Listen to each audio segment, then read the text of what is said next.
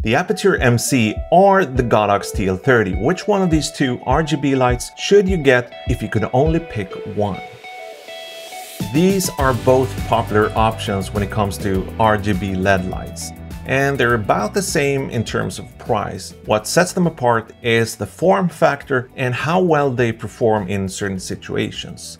The Godox claims a TLCI of 99 and a CRA of 97. The Aputure, on the other hand, states a TLCI of 97 and a CRI of 96.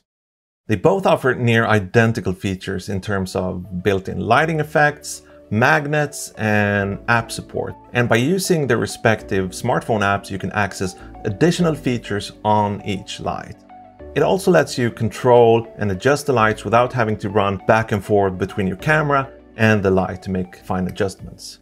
But the biggest difference between these two are obviously the form factor.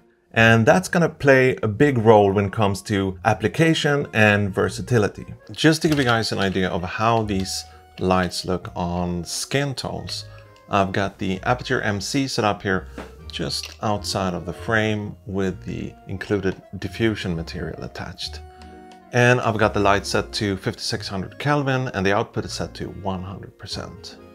Now, a couple of things to keep in mind if you're planning on using the included diffusion material with your Aputure MC. Number one, it will reduce the output quite a bit. It also tends to warm up the light. Let's take a look at this color checker here. Now, if we go ahead and remove the diffusion material, first thing you'll notice is how much brighter the light is. If we go ahead and bring up our color checker here, there's a significant difference in color temperature with and without the diffusion material. Okay, so we've got the Godox TL30 here, and we've got it set to 5600 Kelvin, just like the Aputure MC, and the output is also 100%. Now, let's bring up the color checker to see if there's any big differences in temperature or color cast.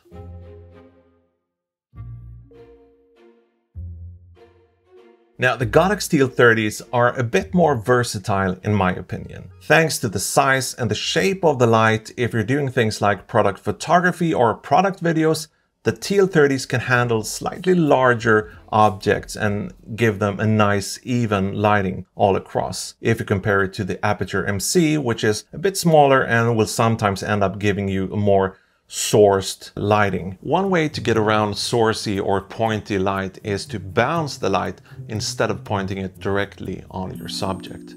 In this shot, I've got the light pointed towards the reflector and the light bounces onto the subject. But even here, if we compare it to the Godox TL30, we're getting a much more even and more pleasing light with the Godox. I shoot a lot of beverages, and if I'm out on location and shooting, I usually use the TL30s because I can get a nice even lighting across something like glass or a bottle. And I also use the TL30s a lot for quick setups in my studio. The output is about 60% stronger than the Aputure MC, and I've actually used the TL30s on a couple of occasions for key lights on improvised interview setups. And I've been quite surprised and happy with the results. I'm going to put a video up on the end screen if you want to see how the TL30s can be used as a key light. The Aputure MC, on the other hand, is obviously a lot smaller, and I use it as an accent light more than anything. But I have used it for product shots with the included diffusion, like on this shot where I used it to backlight the beverage. Normally, you'd put a layer of diffusion at the back of the glass or the bottle, otherwise you might end up seeing the light source as a bright spot on the product. Here's another example where I used the Godox M150 and you can clearly see the light diodes through the beverage. So the things that makes the Aputure MC a better option in some situations is the smaller size. It also makes it easier to hide, and the magnets of the Aputure MC is also a bit stronger than the ones on the Godox TL30. So if you're planning on mounting lights to something like a vehicle, the magnets of the Aputure MC will do a better job at keeping your light in place. The last two things that I want to bring up that can be deciding factors is the battery life and the integration with lights that you may have or may plan on purchasing.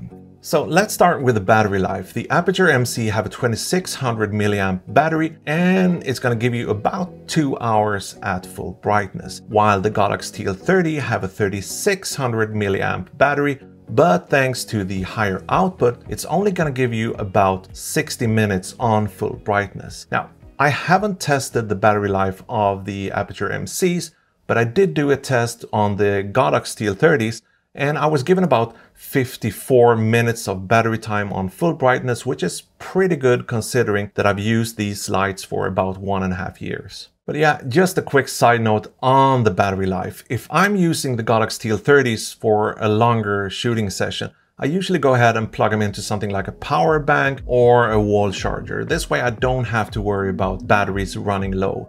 That said, the Aputure MCs will give you about twice the amount of battery life on the built-in batteries, and sometimes it might be difficult if you're moving around a lot to give your lights continuous power through a power brick or something.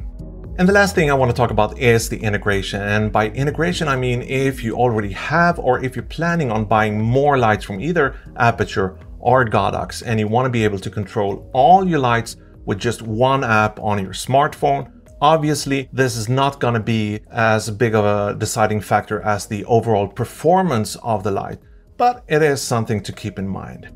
Now, don't forget to check out the behind the scenes video where I use the Godox TL30s in an interview setup, and I hope to see you here again soon. Okay, bye and thank you for watching.